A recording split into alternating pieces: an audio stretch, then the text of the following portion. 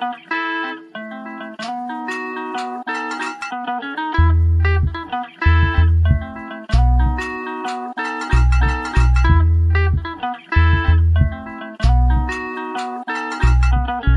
to the podcast, hablemos de lo nuevo. For the G's, by the G's, que pasa en el terreno. Vienen jugadores y se van, traiga lo nuevo, a huevo. Doesn't matter where you from, Salvador, Mexico, Honduras, Nicaragua. Todo mi latino, come and listen for an hour. TikTok, que traemos lo que quiere.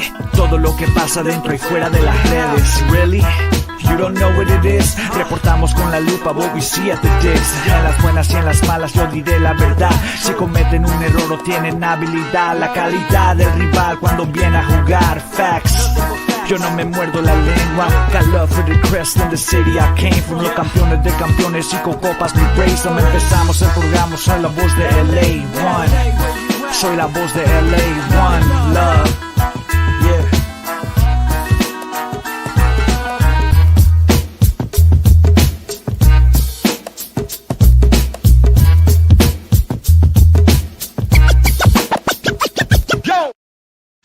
Hello, hola, and buenas, and welcome back to La Cuna Galaxiana, a podcast always made with love for all you LA Galaxy fans, wherever you may be. Hey, man, and for all you MLS fans as well, we are out here. We are going to be joined today by Favian, Renkel of Footwork and SBI Soccer to bring you our thoughts from the Galaxy's first CVI match as we go into the desert to take in another year 3 of the Invitational. We'll explore what we learned as the Galaxy played to a 1-1 draw against Austin FC, a match that threatened to boil over early, but that the Galaxy controlled for large parts of the game. We'll look at the best performers from that match, how the system is the star, the brewing goalkeeper battle, and our reaction to the impending arrival of Christian Ramirez. Plus, the Galaxy's new number 8, Lucas Sanabria, is getting and showing lots of love in the Coachella Valley. Man, we're excited to be back with you guys once again. Thank you to everybody that's in chat, hanging out with us. Let me go ahead and introduce myself. I'm one of your co-hosts, Raba Halon. You can find my written work at Extra Time Talk and also at the Sporting Tribune, and you can find me online at El Escudero de LA. Hoy día, como siempre, tengo a mi pana, al amigo, al hermano de otro mamá, el yerno guapo, Ananda Kirana. How you doing, papá? Hombre, ¿qué pasó? ¿Qué pasó aquí en el terreno? Bueno, papá, pues nada, man. I'm honestly still like, my brain is still like fried from all the transfer news, both in soccer and in the NBA. My gosh, man, there's been so much going on the last couple of days. So my brain is just fried. Like I'm just exhausted from all the transfer news at this point. But hey, this is La La Land, right? This is where the magic happens, I guess. Right. Well, your brain's fried. Have you tried getting into those new MLS roster rules yet? Because then, I mean, that's a hard pass, Papa. That's a hard pass. Yeah, that just goes way over my head. Good thing there are smarter people running this club that are in tune with those roster rules and that know what the heck they're doing, because man, that stuff goes in way over my head. But maybe Don Favi can educate us a little bit on those, man. Yeah, for sure.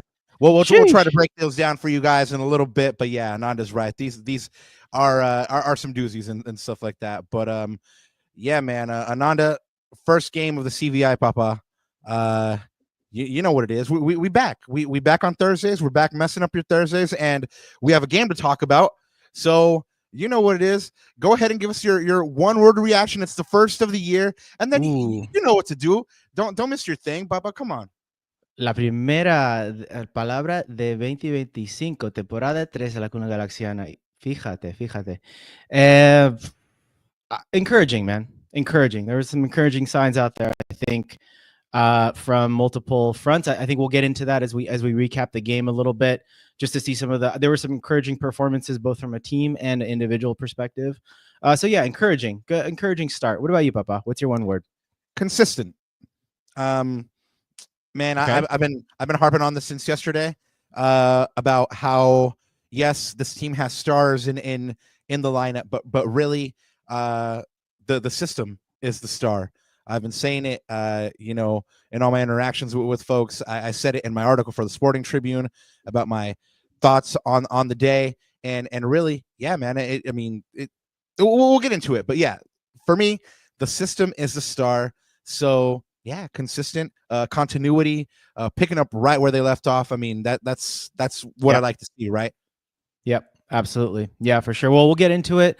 I know we got a lot of news and stuff to get to, and of course, we got to get to the man of the hour. And so, Papa, let me get the housekeeping out of the way, and then we'll get into the shout outs for a couple of minutes here. But guys, of course, you can always follow me, block me, or stalk me at Ananda Galaxiana. Both of our handles are there, guys, on the screen. Everyone watching on YouTube, and of course, you can find us on all of your favorite socials at La Cuna Galaxiana, including Carrier Pigeon and all that stuff that you've been talking about, Rob, MySpace, all that good stuff. You guys can find us on all the socials at La Cuna signals, exactly. Everything, dog. But by the way, chat, go ahead. I forgot to mention this. Go ahead and put your one-word match reactions. First one of 2025. Go ahead and put those in the chat, and we will put those up there on the screen.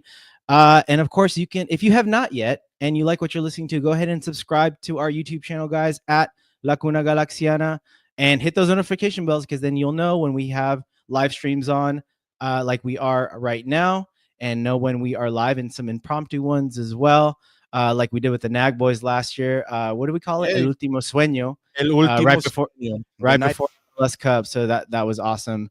So yeah, go ahead and do that, all that good stuff. And of course, guys, if you have not yet and you're still looking for it, go ahead and put those donations out there to everyone's still suffering from the wildfires and everything going on here in LA. So go ahead and take care of that business as well. And of course, Papa, speaking of business, como siempre, antes de olvidarme, buenos días, tardes o noches. Y bienvenidos a otro capítulo de La Cuna Galaxiana, la temporada 3. Vámonos, dale. Like always, guys, we want to say thank you for getting us where we are, really. I mean, like you guys have kept us here, and you guys haven't canceled us, so that's lovely as well. We broke 450 subs. It's all because of you guys, and because of you guys, we're gonna get to 500. We're gonna get to that goal before that season starts. We're on the march, slowly but surely. La tortuga que llegó, but we will get there thanks to you guys. And since you guys are here, you guys know that you guys can find us on every kind of channel, YouTube, like Ananda said, with the at La Cuna Galaxiana tag. So yeah, man, there's season 3. So there's a bunch of episodes now. I checked the other day, Ananda. We've done 120 of these, at least these already. So check out the back catalog. Will Kuntz is in there a couple of times. Tommy Bogert, the great man, Joe Tutino himself. Don Favi's in there a couple times. Yeah, Don Favi's there, man. We're back with them again, and then the Portuguese Hammer's there. Man, we just shooting to bring you some more people in the know and some more people across the league. So keep on tuning in. And of course, Ananda, check out this episode that the Designated Players podcast dropped. He was on there a couple days ago, and that one just dropped today, I believe, Ananda, and the link is out. So go ahead and check that out. And without further ado, we'll get into some of shout outs and announcements, and then we'll get to our special guest of the evening. So yesterday was National Girls and Women in Sports Day. Shout out to all the wonderful women who work at the Galaxy and LA Sports and sports worldwide.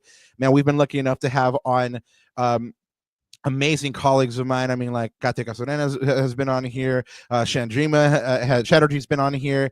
La Jueza, Judge Sophie has been on a couple of times. I mean, they're amazing people out there doing amazing work. So go ahead and celebrate the girl or woman in your life that works in sports. Happy Black History Month. We are going to be doing something here for Black History Month in an effort to highlight the contributions of our G's, our Black G's that are in our history here. And this wouldn't be complete really without shouting out El Primo, Matthew from Comments. Last year, he came out with a series of trading cards, and this year, I thought for Black History Month, I'd go ahead and share those with you in case you hadn't seen those. And of course, you want to go ahead and hit him up. So our first one of the year is Ananda. You'll dig this one. Former Gooner. We have Mr. Ashley Cole here, and this one says, "Join the Galaxy from Roma in 2016, named LA Galaxy captain in 2018, and assisted Zlatan Ibrahimovic for the winning goal in the first El Tráfico." So, Ashley Cole, part of that Galaxy history. Happy Black History Month to everybody.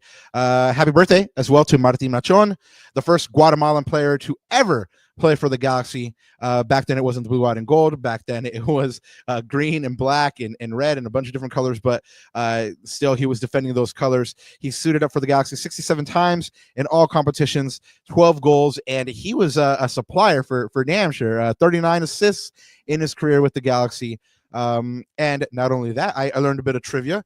It looks like es el tío de uno de nuestros amigos, a friend of the show, el Marvin G. So happy birthday to your tío, man. Happy birthday as well to Diego Polenta, el Uruguayo. Played 28 games for the Galaxy, scoring 1 goal and 6 assists. Polenta, man, he was a bright spot on a very, very bad team. If you had a Diego Polenta on, last year's team or this year's team, I mean, man, what could he do? I still remember a couple of outside the boot passes for assists. So wherever he is, happy birthday to him. I hope he's having a great time surrounded by friends and family. He definitely helped play agent with Galaxy's new signing, Lucas Sanabria. So happy birthday to him. We have a couple of shout outs here on the merch front. El Arquitecto Verbal is releasing that vinyl. The Job Finished EP, I believe this one is called. So you can go ahead and pre-order this now. They will ship when Big Art gets to 50 pre-orders. Don't miss out on this one. It's going to be fire, just like you heard at the top of the show. If you dug that song, then you will dig this album. As well, speaking of fire, we have the homie Bruce Martin's book, El Mayo. You just have one more day, guys. One more day and a couple of hours before this one goes off of pre-order, and he's not doing another run. So if you miss it, you are done, man. Go ahead and pick this one up. This is called This Is Where My Heart Lies. This guy is in the sands all the time, shooting and making sure he doesn't miss anything, from in the sands. Sometimes he's missing the game because he's trying to shoot you guys and trying to show you, a little love. This is $60, 121 pages, and 165 photos of pure Galaxy goodness. Like I said, pre-orders close tomorrow. Get at them. The next Blue, White, and Gold pop-up is coming up as well, thanks to the Ñaños from 1-2 Threads, who are always putting this one together. This one goes down on March 2nd at Common Space Brewery from 12 p.m. to 5 p.m. We've already mentioned to you guys, this one is pet-friendly, free, all ages, family-friendly. There's going to be food out there. There's going to be, merch out there. There's going to be good tunes out there. And, of course, if, you like your libations, there's going to be good beer there as well. So all of that plus a watch party, Galaxy versus Whitecaps, starting at 2 p.m. So go ahead and get there, hang out with your fellow Gs, and have some fun. ACB memberships are live now, as well as Galaxian memberships. Both sets of supporter groups, they have their memberships ready to go, and it really just behooves you to go ahead and join a supporter group. I mean, if you're one of the people that always gets left out for, important games like El Tráfico, you can't get tickets. This is one of the ways to get tickets, man, is joining up with one of these supporter groups, being part of one this wonderful community, and having some fun, making some good memories. So go ahead and hit those guys up on their socials for more information about those memberships. El Riot Squad is going to be doing their first Fridays. The first one this year at Hermosa Brewing Company in Torrance. That goes down, of course, Friday, 2/7 at 7 p.m. And they'll also be having their State of the Squad that night as well. And to cap it off, we've already mentioned Los Primos from Comets, but they're doing their carpool for the second year running. That's going down for the Galaxy versus Chicago game on Saturday, February 15th. That match starts at 10 a.m. So, of course, you guys are going to have to roll out from the LA area pretty early. If you are at all interested in this, go ahead and hit up the Comets socials and connect with the Primo Matthew, who's going to be setting that one up. But I you know what? I think that's like the record time I've gotten through announcements, Ananda. I deserve, like a cookie or like pat in the back. Pat in the back. You know what? I guess I'll take that for now. But anyway. But we always have a lot of fun when this man is on with us. We've been lucky enough to have him a couple of times, and now he's back. That's right. He is back. We are now joined by our special guest.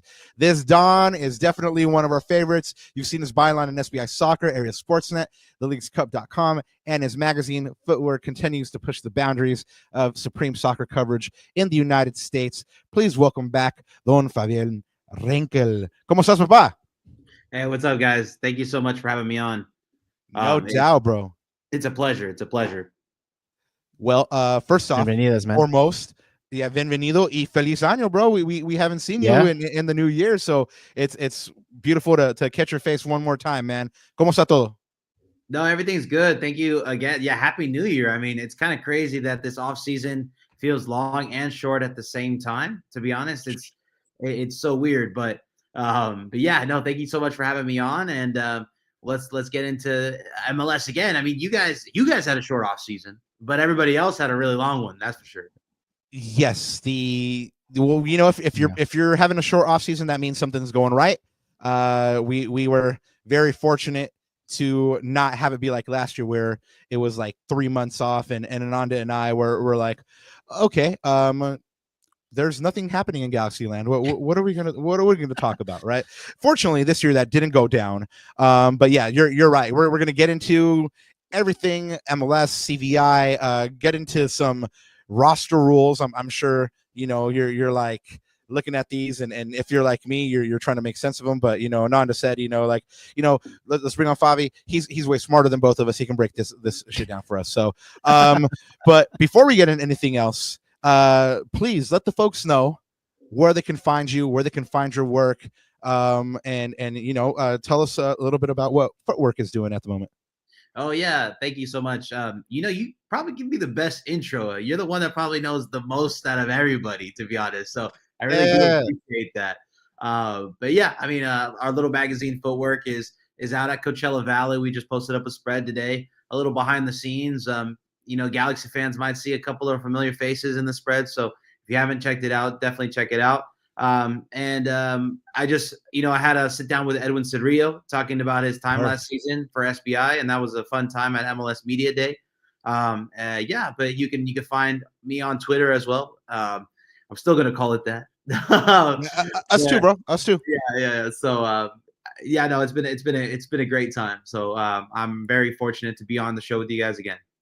Hey, shout out for the footwork stuff, man. And shout out to your photographers, by the way. Some of those shots are absolute fire. The treatments on them, like the retro, like vintage vibe. I love it. So, guys, if you haven't checked out Footwork, I don't know what to tell you. Yeah, man, it's real. Dario's cool. A damn fool, man. Dario is a damn fool. He been doing the thing, man. Yeah, it's cool because we're entering the third year basically, and we already know what we want. Like, so I'm editing and I'm making sure everything looks nice, and the guys already know what I want. So it's a different wavelength this season. So it's gonna be a good time. Yeah, and like Favi said, if you haven't checked out the spread, I was fortunate enough to check it out about an hour ago, and I was like, ooh, these are really, really nice. And you'll see some familiar faces in there. You might even see a couple of faces that belong to a rival. Don't get triggered, guys. But wait, which rival though? A couple of different rivals, so don't get triggered out there, guys, but appreciate the art for the art, and just leave it at that. But Fabi, we talked about the roster rules, right? And there a bunch of them came down, and I'm gonna do my best to go ahead and go through them quick without losing people. But the homie Chris Ivy, who covers Nashville for 615 Soccer, he put out a really, really good thread that if you're interested, you guys can go ahead and follow, and he breaks this down with pictures and rules and stuff like that. I will give you the limited Rob understanding version of these, and then we'll go ahead and talk about these really quick. But number one, guys, is the cash trades. You guys heard that this was coming down from the league. Teams can now use unlimited out-of-pocket funds, also called real actual money, or RAM. So now we have TAM, GAM, and RAM to trade for players. Payments can be made in installments, but must be completed by the end of the player's contract. This cash includes a 10% payment to the player, which they can choose to waive. DP rules: a player traded using RAM and then turned into a DP cannot be downgraded then later to a different roster category, even if they meet the requirements. Roster slots: supplemental roster has increased from 10 to 11. bringing the roster sizes from 30 to 31 players. MLS has also introduced off-roster homegrown players. Transfer windows. The summer transfer window is starting to shift. The summer transfer window has been delayed by a week to align closer to the European market, but late summer signings now will have limited time to play in the regular season. So if you're thinking about this one in context, Ricky would have had less time when he joined the Galaxy. Marco Royce would have had less time when he joined the Galaxy to go ahead and acclimate. Roster flexibility. Clubs can adjust their roster models, which is currently under the three DPs or the three DPs or the U22 model during the secondary transfer window. So if you start with one model, you can now switch in the secondary transfer window. Beneficial for teams aiming for a title run. Rules changes for GAM as well. The amount of GAM clubs can convert from sales increase from 1.1 to 3 million, which we've covered a couple times for you guys. However, now you can't convert a designated player transfer fee if it exceeds a TAM threshold of 1.74 million. So that limits that a little bit. Loans and roster slots. Teams can open up a DP and U22 slot through loans if they cover 100% of the player's salary. Player buyouts. Clubs are now allowed to buy out 2 players instead of 1. And this one kind of sticks in the craw. And you guys will understand why after I very saltily spit it out. There is an added benefit for Club World Cup participants. Inter Miami and Seattle receive an extra $750K in GAM for the 2025 season due to that participation, while they can also advance up to 1.25 million of GAM, and that must be repaid over 2 years starting in 2026. I'm going to start with this one because this one is the one that really makes me upset. Ananda, do you know where I'm going with this one? No, all I got to say is GAM, that sucks. Yeah, GAM, that sucks, right? Man, that ducking sucks. Okay, well, this one obviously, is Inter Miami and Seattle getting this benefit. And, Favi, we've spoken on this one a couple times. You're a neutral, right? So I've been kind of salty about this one because earlier in the year, last year, I reported that whoever won MLS Cup championship would then, get that Champions Cup spot. Champions Cup winner would then go ahead and play in the Club World Cup. As we saw, Inter Miami somehow mysteriously got that berth by FIFA. No one knows really why or how or what was done to make that happen, but Inter Miami has that Club World Cup spot, and now they're getting they're getting $750K. Your thoughts on this one? Am I overreacting as somebody that covers the Galaxy every day as a neutral? No, yeah, you're totally valid. Yes, the Galaxy should be there, but then again, FIFA just moved all their headquarters to Miami. The whole tournament's in the United States. The first game's going to be at Hard Rock. It's like we all knew they were going to be there no matter what, even if they didn't win MLS Cup. So this is on brand for FIFA. I mean, I think we all know FIFA, right? Like, they're not the most ethical, right? So money that's talks. a dirty word there, bro. That's a dirty word there. No, you're right. Money does talk. Absolutely. So I get it. But this is, to be honest, it's an advantage, but is it an advantage enough to go beat Botafogo? I don't think so. So I think it's going to be more of an advantage when it comes playoff time and they have an extra TAM player. Right. But I don't know. I really don't. So this is a hot take right now. Are you ready for this? Ooh, yeah. Vamos. Dale. I think Miami's not going to be as good as they were last year. And I think Miami actually is going to not do well with this extra TAM money. Maybe it's going to affect the Galaxy a little more with Seattle getting it, to be honest, because Seattle's going to be a team that the Galaxy are going to have to face in the playoffs. And if they have an extra TAM player plus Jesus Ferreira, Areola, all these new guys, that team looks a little more deadly, in my opinion. Oh, yeah. No, I mean, these are absolutely wonderful points.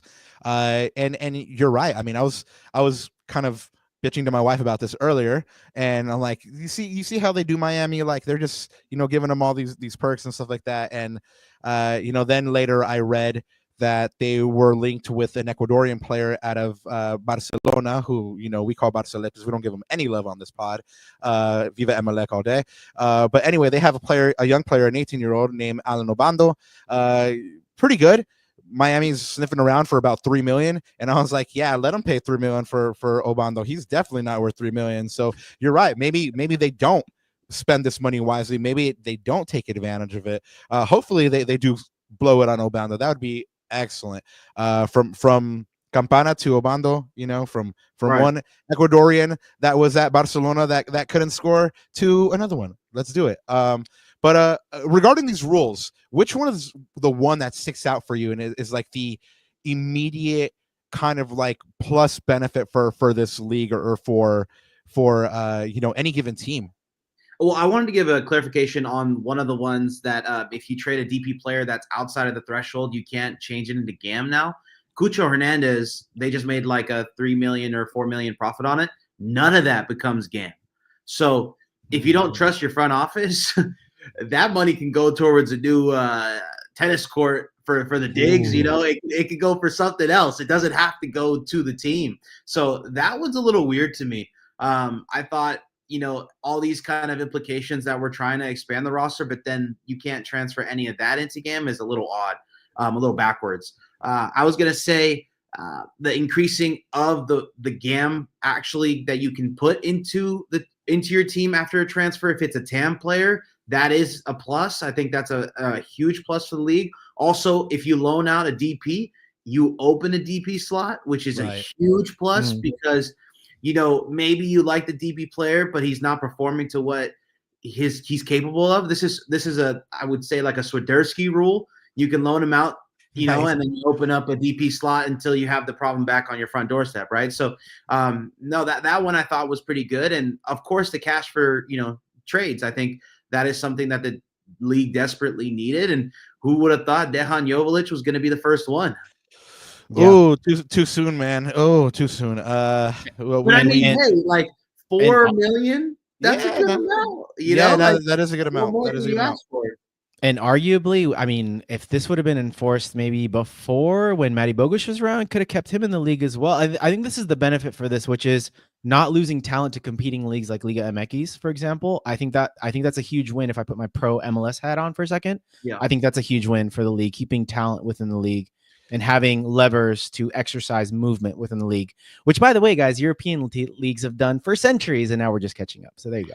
Yeah, well, Americans like superstars, right? Like that's no secret, right? The American casual that watches basketball, hockey, football, soccer, maybe soccer less, but they like superstars in the league. So a guy like Evander, who's already a certified superstar in this league, going from Portland to, let's say, Cincinnati or Orlando, it can only benefit the league because now you have people from the West Coast watching Cincinnati or Orlando games to see how Evander's doing. And that's what the league needs, to be honest. More casual fans of other teams. There's diehards of every team, but there's not much crossover. And that's maybe because of the ultras cultures or soccer being so deeply rooted in families, but bringing more casual fans to other games and with the changes of schedules so that people can watch other games now, this is only a plus in my opinion. Well, you did bring up Dayon, and I said it was too soon, but we got to talk about it, man. We've been talking about it for a couple shows now, and it finally came to pass. If you've been living under a rock and you don't know, Dayon is now with SKC for, like Favi said, $4 million, the first cash trade in league history, and the Galaxy found themselves down a striker. So what does Will Kuntz do?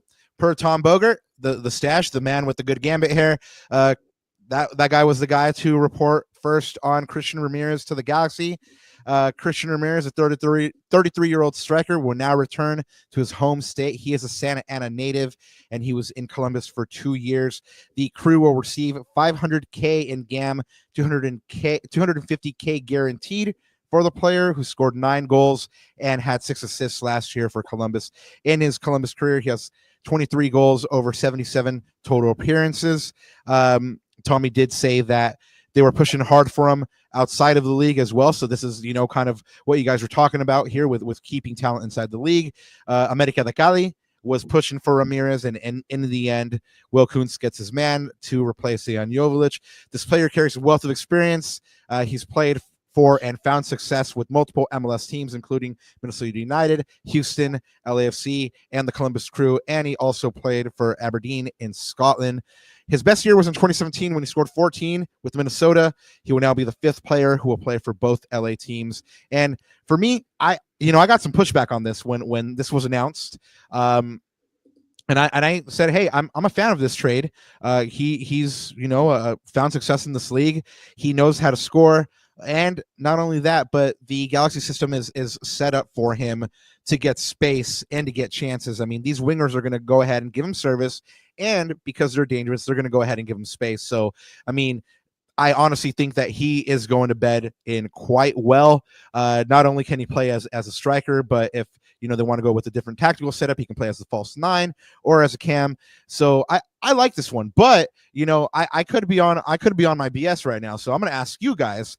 First chat, I want to ask you guys, how many goals does Christian Ramirez need to score this season for him to be considered a successful signing? And I want to turn this one over to you guys first. Favi, your reaction to this trade?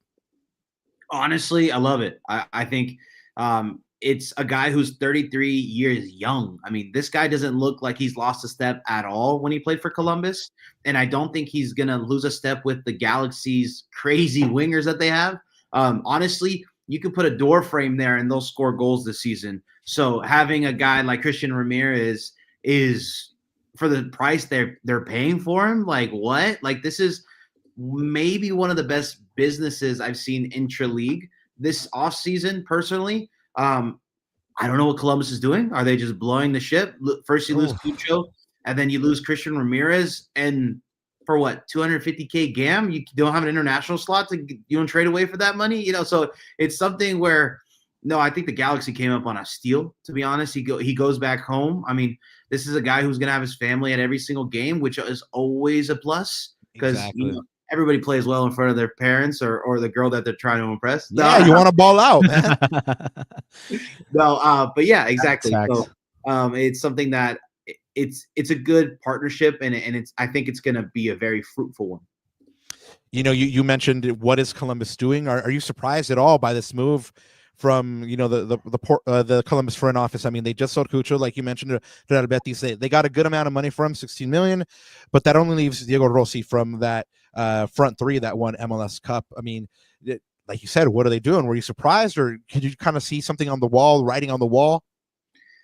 Honestly, a little surprised. I think Cucho leaving had a lot to do with Duran going to Saudi. I mean, I think that opened up a door for the striker position of Colombia, or at least an attacking spot, because now you look at that group, that international group, and you're thinking, man, I mean, you have a guy playing in Spain or a guy that's good playing in Saudi, right? So it definitely makes Cucho a way more attractive option if he's playing in Europe. And I think this all happened so quickly because of that move to Al Nassr for Duran. So it's tough to beat Columbus. I mean, he's only 25 years old. Of course he wants to go back to Europe, right? I mean, he wants to play for his national team first. And it sucks because, Cucho Hernandez could have been basically a Rushmore guy for MLS. But we just have to realize that he was young and he was on his way out. And I hate to say this, and I had a tweet about this, but I think Ricky might be on the same path. Ooh. So I think question for you on that. Here's a question for me on that. Before this transfer went down, if you were sitting in the playoffs about a month and a half, 2 months ago, and somebody asked you who is the first player to get transferred out, was it Ricky or Cucho, who would you have said? If Ricky doesn't get injured, I think he leaves this offseason, to be honest.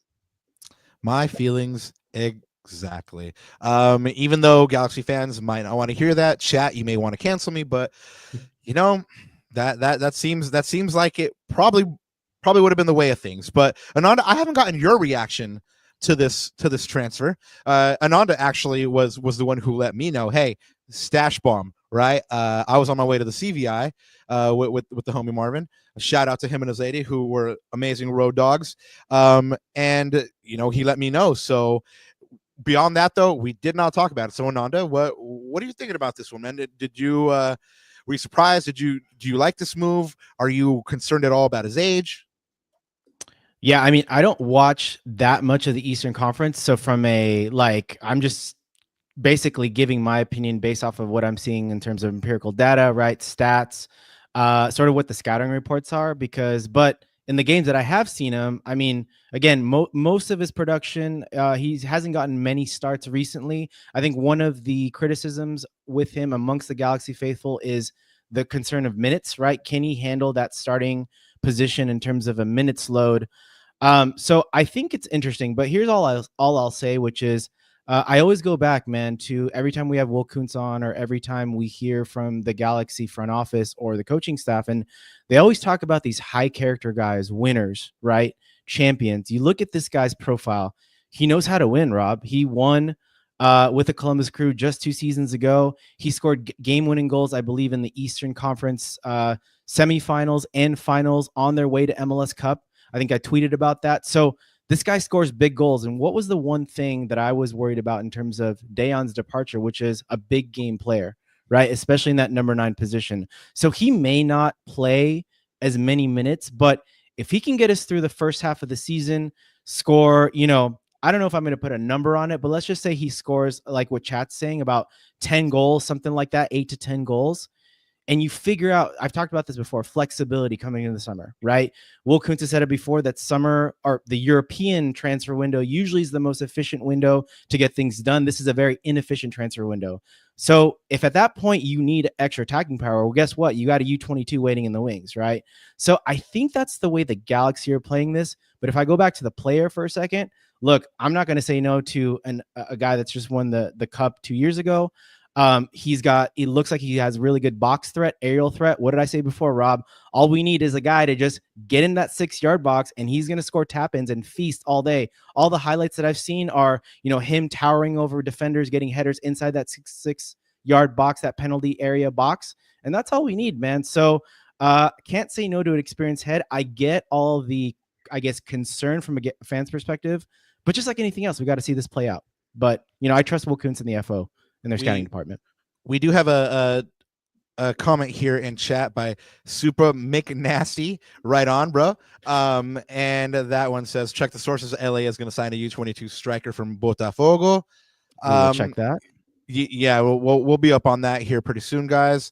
But that leads me to my next question for both of you. Like we spoke about this last pod, and my thinking was that they were going to try to go for a U22 striker. Not only is it cap friendly, but you can go ahead and resell later. That player can grow into the role.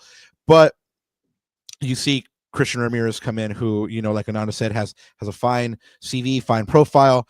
But this one goes to both of you. Does the Galaxy still need to strengthen this front line immediately, or is it like Ananda said, maybe kind of ride it out and go ahead and do bigger things in the summer? Favi, what do you think? Galaxy still needs something up front? Yeah, honestly, I think they're fine for now. I think I like exactly what Ananda said, that you can wait till the summer transfer window for this one. And I don't think you should rush into doing any U22s yet. So that flexibility is going to be huge when you're looking at this roster, thinking about another playoff run to go back to back. So I think you're going to need that flexibility. And to be honest, you don't really need this first part of the season. I mean, an MLS's season is so long that you can kind of wash it away until maybe about 40% in, and then you can kind of really go for it. And I think the Seattle that approach. Yeah, exactly. Look at Seattle last year, right? Well, we do have a studio saying in chat. Well, this is Galaxy specific. They say the Cups though. I think they should be fine in the Cups. I mean, like I've said a couple times, and Ananda's actually pushed back on this one on me. I think that their draw in the Champions Cup is pretty friendly. So as long as they can put together a couple good performances, I mean, they should have a pretty decent path to the final, if not the semifinal. And at that point, it's anybody's game. But we're going to go ahead and transition here in a moment to stuff from the CVI. Yeah, I was going to say this real quick. Do it. The Western Conference is probably weaker this year. Ooh. So if I'm a Galaxy fan, I want another MLS Cup final trip over everything. That's interesting, because I actually argued the opposite, Favi, because I think what's going to happen is the bad teams are going to be fighting for top 4 and the good teams, I mean, Galaxy and probably LAFC and Seattle aside, I mean, I think there's going to be a flip flop. So that means what I'm trying to say is the teams that were outside of the playoffs last year, I think they're going to be fighting. There's going to be more of those teams fighting for the top four. I mean, dude, Bruce and his cats in San Jose are doing a madness. It's funny because you're more optimistic about the Quakes than I am. I think I personally, the Galaxy are the Galaxy, and I feel like I have to say that again. This MLS Cup DNA is not going to go away, and you guys lost a lot of key players, yes, but man, next man up in this Galaxy team plus Peck and Paintsel another season. I'm excited for you guys, and I think the only person or the only team that can really stop you is Seattle, and you've already done that. And I think defense is actually going to be better for the Galaxy this season. So I think it's going to be defense and then brilliance from the wings. And I think you guys are going to be in first or second. Ooh. And then you have a new signing named Ricky Pooch coming back in around October. Right. I was going to say, and that's all you need. Yeah. Well, I'm going to bring that point up. You bring up a good point. We're going to bring that up, Robert, in one of our talking points as we saw the first preseason match of the CVI. But I think that DNA, I think you're onto something for sure. Just to piggyback on what Super McNasty said, did find yeah, I know, I love it, right? Super McNasty. How did they know my stripper name? Man, I have no idea. But anyway, what I found what they were talking about. So the normally reliable Thiago Brandao says that Mateos Nascimento will not return to Botafogo and is negotiating a loan with the LA Galaxy. He could soon be Gabriel Pegue's companion. Of course, this player was in the national team youth setup as well. So this one comes to pass. I mean, it might be a samba for days on this Galaxy roster, right? Fabi, you said that we're more high up on San Jose than you are, right? We've talked about it a couple times on this pod. We feel like they've done good work in the transfer window. Bruce, damn you. They've made big moves, but so have teams like Austin, Atlanta. Who do you think wins? Who do you think wins this transfer window? Gabriel Peck coming out the Quakes D that has barely changed. I'm taking Gabriel Peck any day. Like, yes, okay, their offense has gotten a little better, but man, that game's going to be 4-5, So I think it's going to be fun. But winning the transfer window is tough. I mean, what do you value, right? Do you value selling all your players? Do you value, getting all the money? Honestly, I think who won the transfer window is going to be Dallas, because Dallas came up on so much money without having to even win anything. And they get to keep Peter Musso, or they can sell him for $20 million. They sold Velasco for like $12 million. They sold Ferreira for a lot of gam and Areola, and they get a whole clean slate to do whatever they want. But in terms of like an actual team competing, I think either the New England Revolution or the Quakes have a completely different outlook on their next season, and they're totally up for whatever this upcoming season. Austin did a great offseason, but I would have liked to see Driussi with Vasquez. I thought that would have been a fun watch. I felt like that could have been a nice duo. And it's unfortunate Driussi is out of the league without really reaching his peak. But yeah, I think the Quakes are going to make some noise, but we're talking about third or fourth in the Western Conference. They're going to be the new RSL. The New England Revolution are going to be Atlanta United of last year. 8th place, maybe make some noise in the playoffs. Well, Javi given us exclusive hot takes at the moment. I was going to ask you, where do you think the Quakes will end up? You already answered that. 3rd or 4th place. These Cali Clásicos, though, take on a kind of like a renewed energy, or like a renewed sense of passion. I mean, Bruce is in San Jose. He was here with the Galaxy, and just brass tacks, San Jose has done good work in this window. But yeah, you're right. I did pick up on something you said here about Driussi. That's been my complaint about Austin's window, is that they lost Driussi and they haven't really replaced that midfield presence. So it seems like there's that hole. We did have Alex Sanabria on the last show, and he was talking about how they don't really need a 10 because they have players that have particular skill sets that can go ahead and augment that. Their wingers are creators as well. I've always enjoyed a number 10 here. So when we got to see Austin at the CVI, that's what I was looking for. And speaking of the CVI, here we go. CVI time, guys. One of the first things I noticed on arrival was just immediately how much organization there was, like as opposed. Every year it gets a little bit better. There's like better installations. There's better setup. The stands are better. Here you guys can see the quote unquote announcer's box with the great Joe Tutino. He deserves to have velvet ropes all around him, just like Mike Gray said.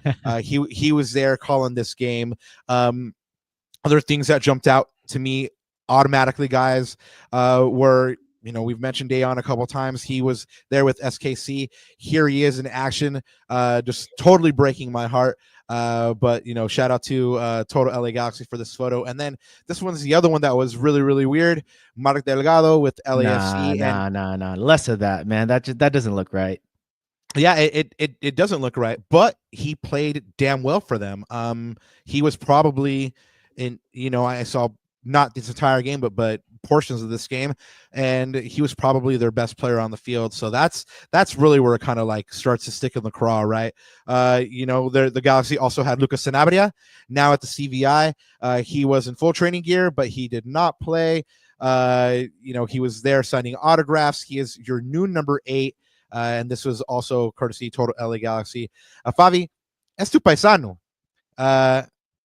This guy has a lot on his shoulders. I mean, he's supposed to come in and replace Mark. So what's your take on this player? What do you think he'll bring to the Galaxy? And do you think he can fill those shoes, or maybe, not now, but in a couple of years? Yeah, I mean, big price tag. I mean, he's coming from one of the 2 biggest clubs in Uruguay. So pressure, he's handled it before. I mean, playing for Nacional, and in Centenario, week in, week out, is something that pressure just, comes with the gig. So I think he's going to, for his young age, he's going to be able to be calm, cool, and collected. Personally, Uruguayan midfielders are a dime a dozen now. I mean, there's so many good ones nowadays. We used to not have, when I was a kid, we used to not have midfielders, but now they're all good. So it's something that I think Uruguay has been really good at producing great midfielding talent. But I'm excited to see him in the Galaxy colors, and I'm excited for the Galaxy to have another Uruguayan because Cáceres is not there anymore. So I'm excited. Oh, Fagundez is there. And speaking of Fagundez, he had a good CVI. Ooh. Oh, we'll talk about that. Oh yeah, we'll get there. That's where, because I'm really petty. I mean, you saw it when we were talking about Inter Miami. So we're gonna get to that one last. That's the chisme section of the show. Yeah, bro. Like, y ahora en el nuevo segmento de La Rosa de Guadalupe. My photographer sends me this picture, and he's like, "Bro, they were about to go at it," and like it's so late. And I'm like, dude, when Diego Fagundez goes up against Austin and starts fighting, like, you need to send me that photo ASAP. Like, what the heck is going on? It was incredible. I mean, like sitting there.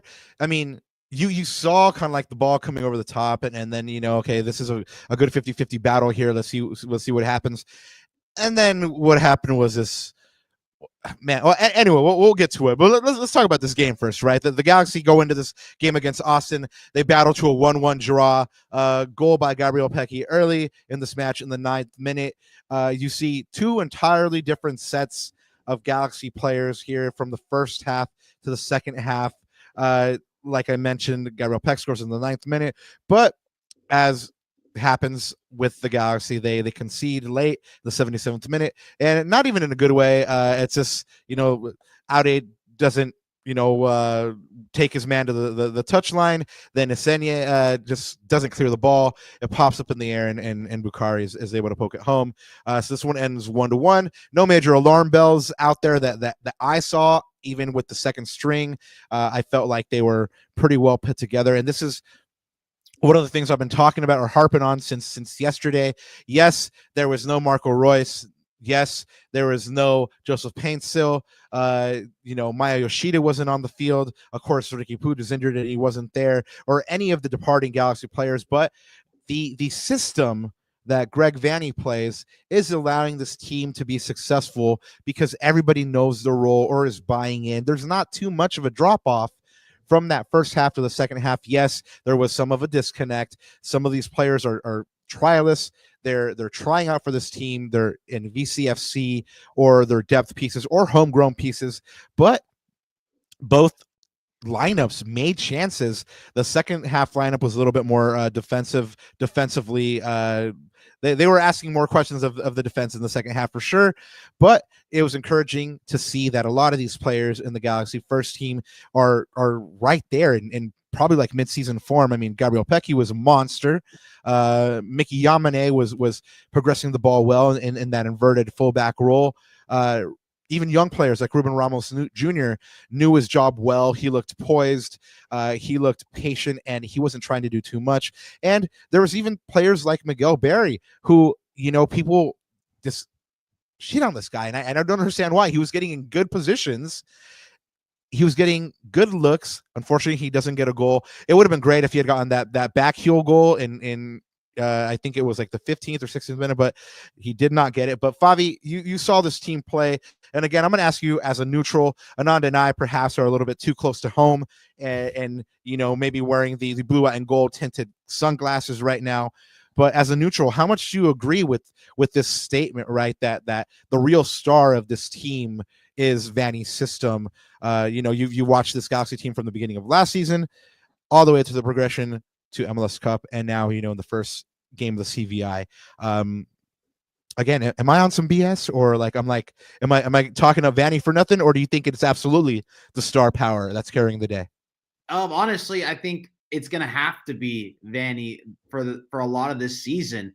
So having a clear style of play already on the first game is something that is a big plus. I mean, you win an MLS Cup, people start to respect you a little bit more.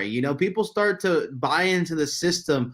Vanney, got over the hump with the Galaxy. Now we might be looking at how Toronto was after they started winning, right? People started buying into the system. People started stepping up when Giovinco wasn't around or Altidore wasn't around.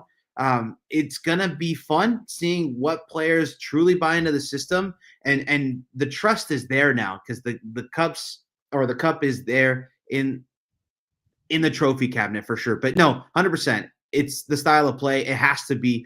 Ricky's brilliance is not going to be there for a long part of the season. So they have to buy in, be 110% for this team. Ananda, any thoughts about the identity perhaps this team has found? Mind you, we mentioned Judge Sophie at the top of the show, and she said that part of the reason that team wasn't successful was that they didn't have an identity or a style of play or a philosophy. What do you see from this team now that's allowing them to be successful? Well, it's not even just identity, Rob, but it's belief. We talked about that word a lot last year, and Fabi just mentioned it right there. And, especially that cup run, that's got to give the guys belief. And even the moments leading up to that cup run, Rob, you, of course, wrote an article last year about the pivotal moments throughout the Galaxy season, turning around leads, turning around a 2-0 halftime deficit against LAFC at home, which is a pivotal moment in the season. Even, downturns like that last game in Houston, that was a blessing in disguise, as we called it on the show, right? So I think it's all these little things that are creating belief. And, one of the things I've been thinking about, Rob, too, is that you think about on paper, and I've seen people I think this is where the concern comes in from Galaxy fans, which is, this idea that on paper, you could argue that this roster is worse than it was last year, right? But I think a lot of that has to do with, we look at the past and we don't evaluate or extrapolate based off of what's going to happen in the future. These guys that we brought in are unknowns, right? So we got to trust the recruiting process from Will Kuntz. But Rob, think about this for a second. Last year how to sort of game plan against the Galaxy for the most part, in terms of you shut down Ricky Puig, you shut down all his passing lanes, you wall him off, and you pretty much cut off the supply line, right? And we saw in MLS Cup what happens when Vanney puts his coaching hat on and completely changes the system in terms of how we play, built on the foundations of the identity that we just talked about, right? So, Rob, what's not to say that Vanney, he'll say, hey, teams are game planning against us this way. Well, you know what? I'm just going to put JP at 9, Gabriel Peck on the right, and Diego Fagundez on the left, who is clearly, he's got something to prove this season. And remember, he was one of the guys that was kept. It was probably between him and Mark Delgado, who would, get their salary shed just based off of the salary cap, right? So that's one thing. Or Vanney could even say, hey, look, I'm going to play Gabby Peck at the 9, move JP to the right side, where, by the way, that's his natural position, right? And hit for good. So there's all these little things that we're not thinking about, I don't think. And I think Vanney still has up his sleeve. And look, Vanney's won. I can't believe I'm still defending him even to this day, but I feel like I don't have to defend him anymore. But Vanney's won 2 MLS Cups with 2 different teams, guys. I don't know. A lot of coaches can't really say the same thing, right? So I think we've got to just look at that and really just believe in this team. But the fact that this team has a foundation in the identity that it's created so far, even in game 1, that's got to give me belief as a Galaxy fan for sure. Something that you just touched on regarding Gabby Peck, you mentioned that he might play as that false 9 or and one of the things that we spoke to Greg about, or I spoke to Greg about post game, and that really stuck out to me, is that he said we might see Gabby Peck in different situations and in different lineups, right? and we might use him different ways, right? So last year it was Joseph Painso who was used in different ways. This year, it looks like it might be Gabriel Peck that's going to be the one to be used in different ways. But in this one, we had a pretty strong starting 11. Mikovic at the 1 here was starting. Last year there was that back and forth between Mikovic and John McCarthy during the CVI. McCarthy comes in for the second half, but there seems to be a goalkeeper battle brewing in Los Angeles once again. Both these goalkeepers made fantastic saves on the day. For me, Mikovic was called into service to make saves, more than John McCarthy was. His saves were a little bit more acrobatic. I think Mikovic's were. McCarthy did concede the goal, but also he was playing with, quote unquote, the second team. I did ask Greg about this, what his plan was, and of course, Galaxy fans, there's not just these 2 goalkeepers in camp. There's 4 goalkeepers in camp, one of which Favi's really familiar with, JT Marcinkowski. But we'll go ahead and listen to my question here with Greg. And there was a bunch that he said that kind of surprised me. So here we go. On to it. Yeah, it's interesting. Last year when the goalkeepers came in, I had a vision for what it was going to look like, and John disrupted that vision, and I think in that position, I have a vision of it for this year, and I still think in like a lot of positions, it's still a competition, and we'll see how guys go. John has obviously shown us we know exactly who John is and what he's capable of doing and what he brings to the table for our team.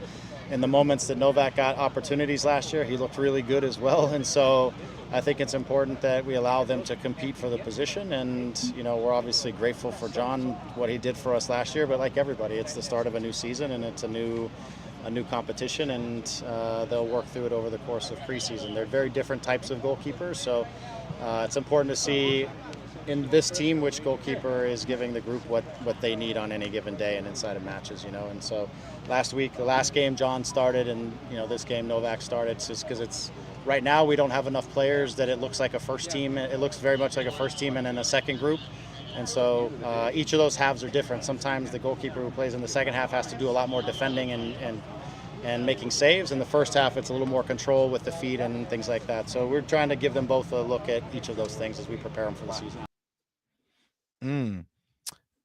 Favi, you're John McCarthy, right? You just won this team MLS Cup, and you hear your coach come out and publicly say, hey, there's competition for this number 1. We got to give this other cat a chance. How are you going to receive that news? Or do you think it's fair? It's a new season and it's fair. And doing it at the same time, just touching your backpack like it's your first day of school at a high school, just, there's going to be a goalkeeping competition, just like messing with your Jan sport a little bit, so. Sick hat, though. Yeah. I don't know. He looked kind of nervous saying it too. Like he looked like he knew what he was saying, but this is the plan that he's had for 2 years, and it looks like it, right? So I think, unfortunately, John McCarthy's used to this. He's especially used to this in the city of Los Angeles. So hey, he's always been the guy who was overlooked, and maybe he becomes the guy again because he was overlooked. So it's interesting. I mean, this is the career for John McCarthy, but he's always been better than what people have thought of him. One person we didn't see, and like I said, you're familiar with them, JT Marcinkowski. He is now on the Galaxy roster, but we didn't see him in this match. Through your coverage of the Quakes, what do you think JT can add to this pretty already stacked goalkeeper roster here? Yeah, honestly, this was a puzzling move for me. I didn't understand why they went to go get JT Marcinkowski. Personally, when I saw him play for the Quakes, I thought he was okay. I didn't think he was crazy good. Personally, I think we should have kept Drake Callender instead of JT Marcinkowski. But they went with JT because at the time he was playing for USA, or he was on the threshold. But again, I didn't see much of him. I never thought that this guy was good, the certified starter, and he was going to be the one that makes the Quakes a great defensive team. So a bit puzzling coming off of a pretty big injury, hasn't been the starter for the Quakes for a while. I don't see this being a move at all. I mean, I think it's going to be either McCarthy or Nokovic, right? Mikovic. Novak Mikovic. Novak Mikovic. So you think at best, JT Marcinkowski is the third keeper here? Yeah, and I don't think he's going to touch the first position at all. I mean, this has to be one of the most puzzling moves of the offseason for me. Interesting. One of the things that I picked up on, and it could be just kind of like that echo chamber or vacuum or algorithm, right? But I saw a couple Quakes fans kind of bummed out about this move, even though it seemed like Daniel had kind of overtaken him as that starting keeper there.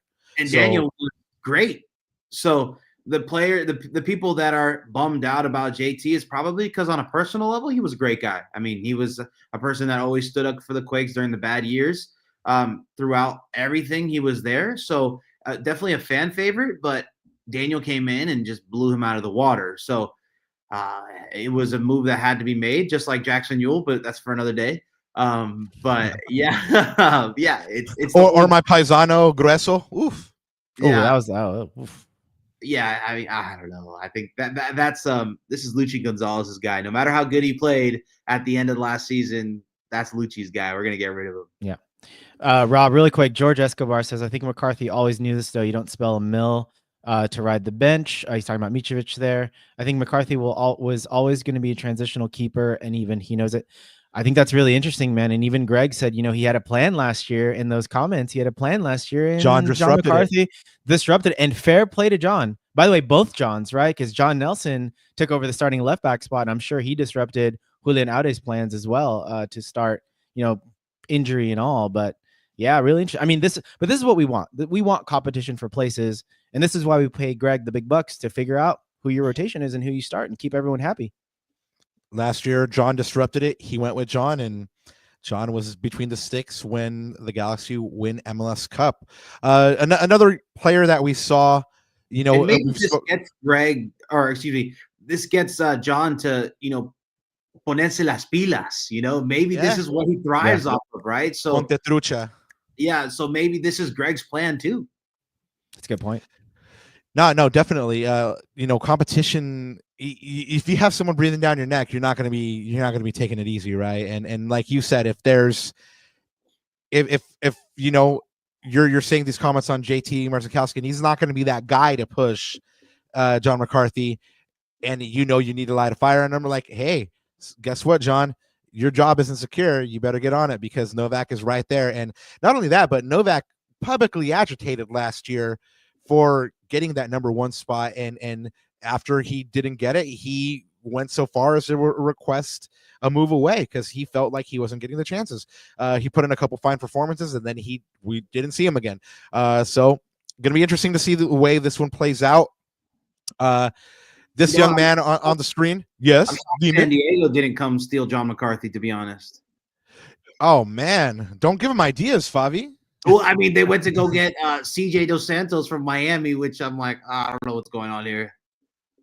No, but but you're right. I mean, you could speak that into existence, and then San Diego's like, oh, you know what's a good idea? Let's go raid the champs real quick and steal John McCarthy. And you know what? I've thought often about in the lead up about how if indeed it was Greg's plan to go with Mikovic last year, John McCarthy, then becomes the number 2. There's nothing to say that, if Mikovic becomes the number 2, John McCarthy is going to want to stick around and be the number. If Mikovic becomes the number 1, John McCarthy is going to want to stick around and become the number 2. Maybe at that point you have a tradable asset. You have something that brings in a little bit more breathing room on your cap space. And, then you have Mikovic at the 1, you have Marcinkowski at the 2, and then you have Brady Scott at the 3, which, isn't the worst life, honestly. When on just broken down the comparative stats between John McCarthy and Marcinkowski, and they're not too far off. In fact, he actually supersedes John McCarthy in a couple of key areas, especially with his distribution, which was a point of contention with John McCarthy last year. So, man, guys, if you had to pick a keeper to go with at the start of the season, are you going with John McCarthy, who just won MLS Cup with the Galaxy, or are you saying give me Mikovic? Guys, you're Greg Vanney right now. You got to pick. Who are you going with, Favi? His intangibles are just insane. Like, this guy is a winner. I mean, I'm sorry. I'm going with the guy. I'm a big believer in that boy nice. And let me tell you, when the game is needed, that boy is nice. Yeah. Great shot stopping ability. Ananda, do you agree? Is that boy nice, or are you going with that boy Novak? I mean, I'm going with the MLS Cup winner, right? Until he messes up. But only saving grace here, guys, is that we are going to have more games to offer our goalkeepers, right? With the other Cup competition, that's the only saving grace. So one to watch for sure. Yeah, no, for sure. Another one to watch is Ruben Ramos. Greg spoke highly about him, said that, he's been in our system, knows a lot of things that we're asking about him. He's young and he has experience already being with that first team last year. Greg said for him, a lot of this is natural, just getting used to the speed, physicality of the new teammates. He's a natural attacker. He has a nose for the attacking moment, the timing. He's 2-footed, and he can do a lot of things in that final third of the field. Favi, for you, which young player on the Galaxy do you think will make the biggest leap from last year to this year, a la Edwin Cerrillo, who at the beginning of the year, we were thinking about giving, just kind of a nominal upgrade. He was at the beginning of the year filling in for an injured Gaston Brugman, and then he kind of made that position his own. Then he stood up to Messi, bro. Then he stood up to Messi. What a pick. Yeah, man. He has that dog in him. Yep. Who do you think is the new Edwin Cerrillo this year? All right, this is I'm gonna cheat. I'm sorry, guys, I'm gonna cheat. But I think Gabriel Peck is gonna be a MVP finalist this season. Ooh. And I think he takes even a bigger step. I think he takes the biggest step possible, and we're looking at possibly the biggest transfer fee out for an MLS player of all time. I think Gabriel Peck I'm not hating on that. To Arsenal. Be in this conversation. And I think Gabriel Peck is going to be a superstar in this league, especially the goals need to come from somewhere with Ricky out, and the assists need to come from somewhere. So, yeah, I think Peck is going to just transcend what he did last year. I mean, you guys saw how saucy he was in that MLS Cup final. Like that was one of the only times I can remember maybe the last 3 years where I was like, ooh, in the media box, I was like, ooh, when he took on those two guys. So, it was a crazy moment, and I think the confidence just is going to ooze off of Peck this year. He's already balling.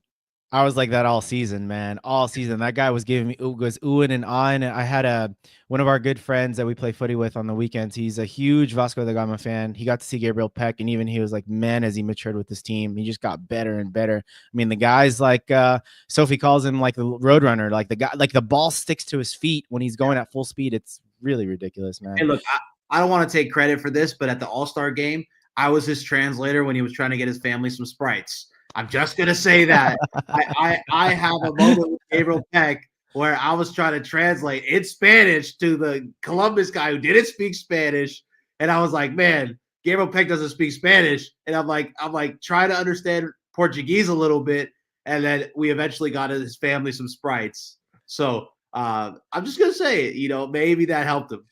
Yeah, well, quite obviously that was the reason that he won MLS Newcomer of the Year, right? I mean, Yeah, you spurred him to greater heights right there. Hey, he took care of his family so he wouldn't have to, okay? So exactly. He on the game. Hey, before we get to Chisme segment of the show, Rob, I wanted to shout out because I was on as you said on top of the show, I was on the designated players pod. I'm going to shout out Andrew because I'm going to throw this one out to you guys, and he kind of opened my eyes to this, which I didn't think of in terms of a player to watch or sort of who's that Edwin Cedillo this year. He actually said he was so impressed with Emilio Garces in the MLS Cup final because he's a Red Bulls fan, right? And he actually thinks it's not inconceivable for him to be in the running for MLS Defender of the Year, man. And I was like, you know what? He's got that ceiling, bro. Like he's got that ceiling. I mean, even at preseason, the first game, just his pace, his physicality, his combativeness, it's unreal. He gives me like Yamar Nuhu vibes, like sick recovery pace, super physical in the duel, super physical aerially on the ground, just a complete defender, man. What a gem. Ananda's coming with the hot take right now. That's an early prediction. I stole it from Andrew because he opened my eyes. So I was like, that's a really good point, man. Yeah, I'm sorry, Favi, you were going to say something? No, that was my second option. If it wasn't Peck becoming an MVP finalist this year, it was definitely going to be that. Mine's Winder. Elijah, man. He doesn't have the same skill set as perhaps a Mark or Gaston, but he was playing pretty nice in that double pivot. I think once he gets into the system and learns all the nuances of what Greg wants him to do, he's going to be real dangerous. He's going to get a couple of goals, but more than anything, he's going to be pivotal in shielding that defense, especially, in the early days as the Galaxy's figuring out, how to best cope without Ricky. But this is preseason, guys. Nothing that we saw, could set off alarm bells or encourage you too much because it is preseason. I mean, Galaxy lost, I believe, every single preseason match last year. I think they tied one, and then they went on to become champions. Similarly, if you're really high up on a player, he might not even make the roster. But it was gratifying to see that these teams, Austin and the Galaxy, were taking this one pretty seriously. And the way we know that is because there was almost beef in this one. This one is courtesy of Lisandro Salazar, who took the shot of the day right here. Real quick, I want to say I love how Edwin Cerrillo's in the background about that life. Just about ready to come and throw bows. I love it. So the Messi thing was not a one-off. You can tell. But this is, I mean, people were like, "Oh my God, what's happening?" And I was like, aside from like the violence, I'm kind of into it. I kind of like the fact that Diego's in this first preseason match and he's going hard. That's the guy just won a cup after a 14-year career and is in the first preseason match. And he's going hard like it's a playoff match, and I love that. I love the competitiveness.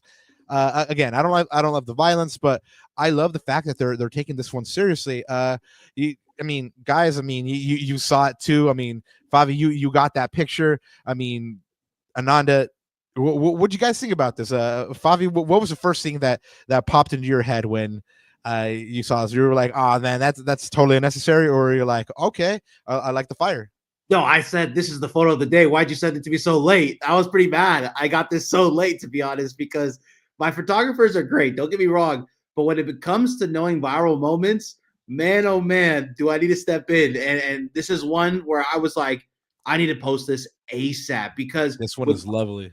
with all the podcast appearances Diego did with the, We Are Austin TV, for a fact those Austin guys are listening to that show because they do a great job out there in Austin. So right.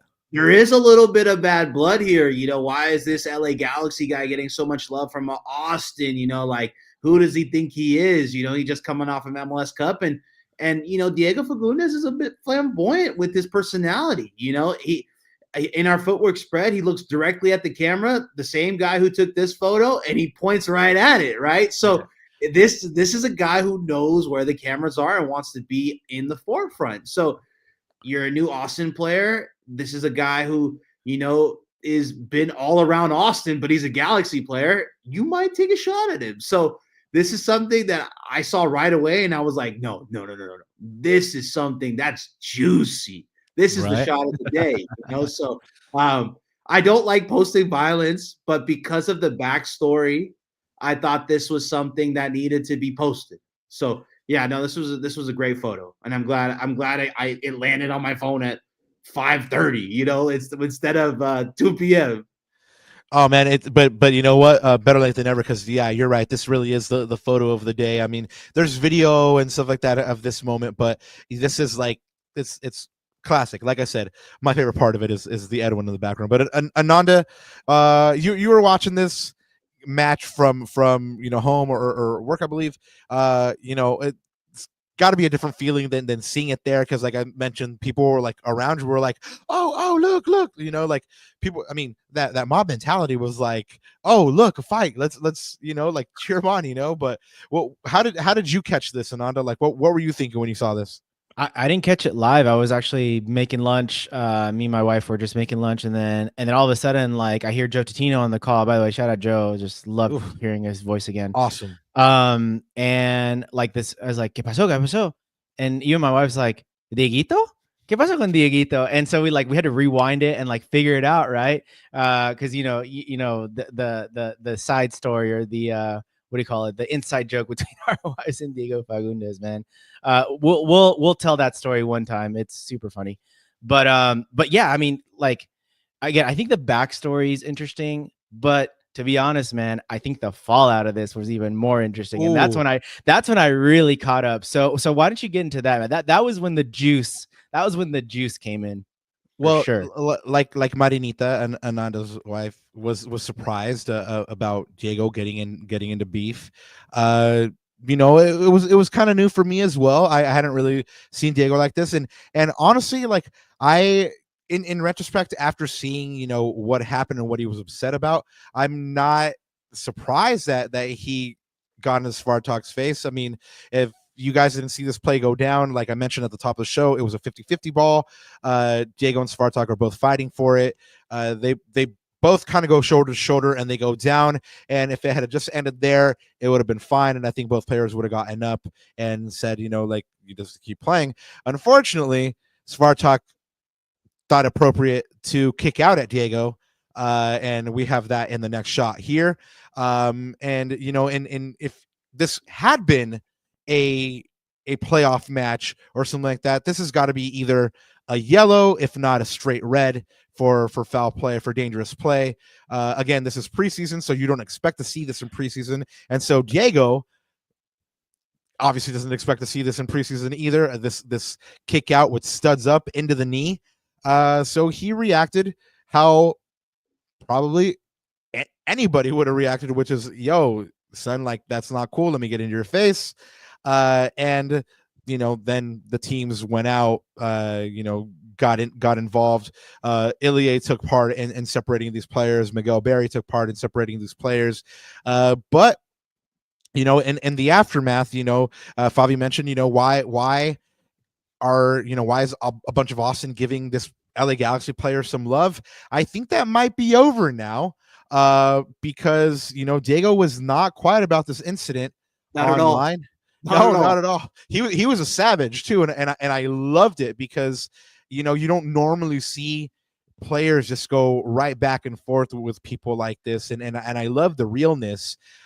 So Real Austin TV actually said things got heated between Svatok and Diego Fagundez in today's preseason match at the CVI. We got love for you, Fagu, but don't mess with Svatok.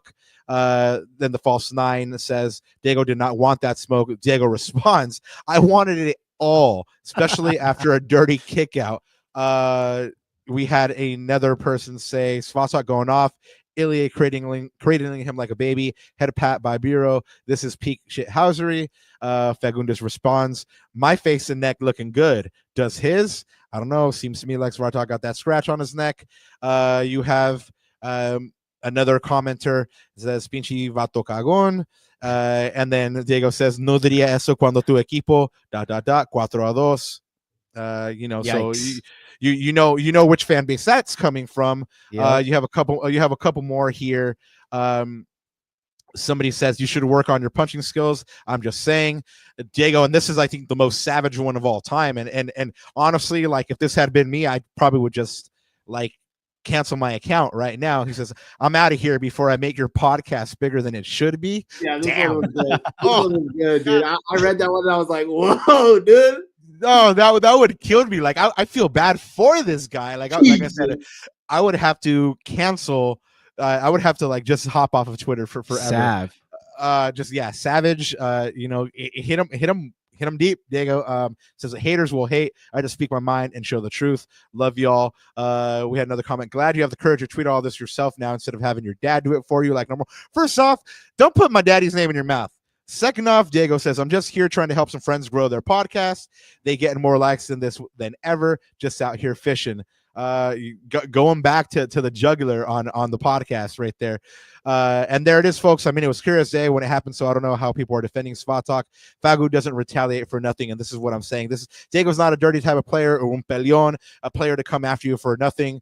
So he responds, well, people were fast to talk, but now that I put an image up, they stay quiet. Like I said, I want to react for nothing. And then we have a shit starter or rabble rouser, you might know him, named Ananda Galaxiana. Says, Dieguito, we see you. What a hack that guy Dieguito, I see you trying to stir the pot a little bit more right there, bro. Like, hey, I kept it short and sweet, bro. Just like Maya, I kept it short and sweet. But you know what? You know what I was thinking too, guys? This is leftovers from the Bureau challenge, the red card in the last game. I mean, there's some bad blood here between these two teams. Let's not forget how ugly that game ended, Robin. We ended their season. Remember that? Yeah, with the Ricky challenge. Yeah, the Bureau red card. Exactly. There's some bad blood between these teams, man. So fun stuff. I mean, there might even be a little bit of not bad blood or just kind of like that chip on his shoulder. Like, you know what? You traded me away. Every time I play you now, I'm going to be a thorn in your side, and that's not bad. I love the competitiveness. Favi said, I don't like posting violence. I don't like espousing violence, but you also got to stand up for yourself, especially when there's a dirty play here.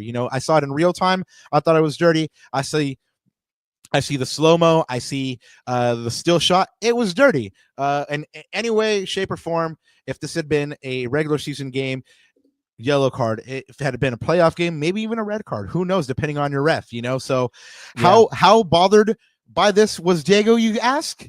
Not at all. Look at this man driving this championship bus right here, man. He's ready to get on with his life and enjoy the desert here. You guys both saw this one.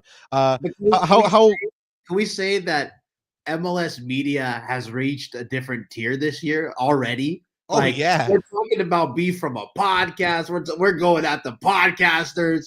Like, this is not just journalism anymore. This is we're really becoming a soccer nation, in my opinion, when you start saying, going after the podcast, so saying, hey, I don't want to make your podcast bigger than it is. That's something. Now I'm getting scared. Like now, Ananda, oh my God, what should we say? We don't got Diego coming for us with heat, man. So all I gotta say is Dieguito, come on the pod. Yeah, Dieguito, you can make this pod as big as you want. We would love for you to be on here. We've sent you a couple invitations. Shout out to your family, by the way. Like I've mentioned a couple times, lovely people. So anyway, man, this one was crazy. Fagundez go from one of the most beloved players in MLS to like the villain before any pictures came out. And I was like, man, there's some like Austin fans didn't like seeing him talking the off season with We Are Austin TV or something, because this was some brewing right here. Yeah. Well, studio says, dude, Bureau did it to Peck on Wednesday. Didn't y'all see? Yeah, that guy's pretty dirty, man. Full disclosure, I did not see it. I'm gonna have to go and watch that back. But the next match between Austin and the Galaxy should be fireworks. It's and I can't wait. Favi, we're gonna go ahead and start winding this one down. But you know what? Since this is a Galaxy-centric podcast, you know, everything you've seen of the Galaxy so far, their signings, who they've been able to retain, and you know, just based on one CVI match, if you had to call it right now, 2 questions, and you know, we won't hold you to them because you know they're kind of, you know, like hot takes as well. But question 1. Where do the Galaxy end up in the standings? And then question 2, do they go ahead and repeat as MLS Cup champions? So I said earlier, I think that the Galaxy are going to be very good still. I think they end up, I want to say first again, or excuse me, I want to say in the upper echelon up until the last kind of couple weeks. And then we got to see where Seattle is. But I think they're going to end first this season if Ricky gets, you know, healthy at the right time. I think it could be something where this team, Peck is an MVP candidate. Then you get Puig back, and then who knows what this team can be. I think Miami isn't going to be as good as they were last year. I really don't see Mascherano as the answer. I've watched all their preseason games, and man, I understand it's preseason, but they look even more one-dimensional than they did last year. So this is something that I'm like, man, I don't even know what Miami is going to be doing personally. The Columbus Crew don't have Cucho Hernandez. Lucho Acosta is gone. This MLS is wide open, and I think the Galaxy have kept enough of a core together to go at it again. LAFC has blown it up for Griezmann. Will Griezmann come? We'll find out, right? I think if he doesn't come, the Galaxy have really the wide open path for the first place and even a supporter shield, in my opinion. Wow. Wow. Yeah, I think we're living in different, like, opposite ends of the spectrum, because you said we're higher on San Jose than you are, and you're higher on the Galaxy than we are. I mean, we're both hoping for a top 4 finish. But look at all the transfers out of MLS this offseason. There's so many question marks in MLS right now, and the Galaxy, yes, they have a question mark, but we already saw them win an MLS Cup without Ricky. So that question mark is kind of not really a question mark, in my opinion. This team is very capable of beating good teams without Ricky. I saw it happen last year. I mean, we all saw it happen, especially when people, even the MLS pundits were like, Ricky has to find himself back into this team because they were playing that well without him. So, no, I think the Galaxy have a great chance of repeating MLS Cup champions, especially if Ricky comes back playing just as well as he was last year. And it's tough on an ACL, but no, I think this team is set up for greatness, and Will Kuhn set this team up for greatness for multiple years. I don't think it was just a 1 year, flash in the bottle. Yeah, facts. Man, from your lips to the Lord's ears, I mean, I hope you're right, and I hope these 2 hacks that are on this podcast, me and Ananda, I hope we're wrong, and at the end of the year, we're like, Favi was right, fue un brujo, they repeated, and, you know, we're right back here with you, and we're giving you all the props for being right. Man, we want to say thank you once again for joining us on this podcast. I mean, like I said at the top, you are definitely one of our favorites to bring on, not only because you're the homie, but you know the league so well. You guys go ahead, please check out Favi's work. I mean, no cap, these shots are fire. Check out Footwork. Favi, go ahead and hit them one more time with where they can find you and you know where they can find your work. Yeah, you can find me at Favian Renkel on Twitter, or I am Favian Renkel on Instagram. And I try to post as much as possible when it comes to, you know, appearances or articles that I get featured in. So it's always a fun time. You know, trying to do a little more Leagues Cup stuff this year. So if you, want to talk a little more Leagues Cup or Liga MX, you know, it's always a plus when we're integrating other leagues into this kind of sphere. Champions Cup's going to be a fun time, especially as a Galaxy fan. So definitely take a look if you want to, learn a little bit more about those teams too. Ananda, anything else to add before we get on out? No, man, I'm just glad soccer's back. Finally, the Galaxies, it felt, it was a short off season, but it felt so long, and it's just nice to see the boys back. You got to see them live and in person, so I'm jealous. I will be there. So anyone, by the way, in chat or listening on playback, if anyone will be at the CVI, Rob and I will definitely be there on Sunday morning. We'll be hanging out just outside of the Corner of the Galaxy live show that they're doing post-match as well. So guys, if you see us, definitely say hi. Ask for a slap, all that good stuff, man. So shout out to all you guys, and can't wait to hand out some stickers. Yeah. Guys, thank you once again for being in chat. We appreciate you listening to the show and supporting like you guys always do. If you are here, it's because you found us at youtube.com/@LaCunaGalaxiana. Put someone on, your tia, el elotero, whoever it is that you love, show them some love, and get them to hit that sub. Next on this show, we'll be back. The Galaxy is going to continue the CVI action by next squaring off against Charlotte FC on Sunday, February 9th. Like we mentioned, there is the Corner of the Galaxy live show afterwards. And then on Monday, we'll be reacting to that match on February 10th with our friend Marvin Machon, sports photographer and just longtime Galaxy fan. Like I mentioned, he was the road dog the other day, so he'll be here to talk about his experiences, shooting all kinds of sports here in Los Angeles and his impressions on the CVI tournament. For me, my co-host Ananda Karana, and Don Favian Renkel, we want to say thank you so much for listening, and we out. One thing left to say: LA strong, vamos campeones, and G's up.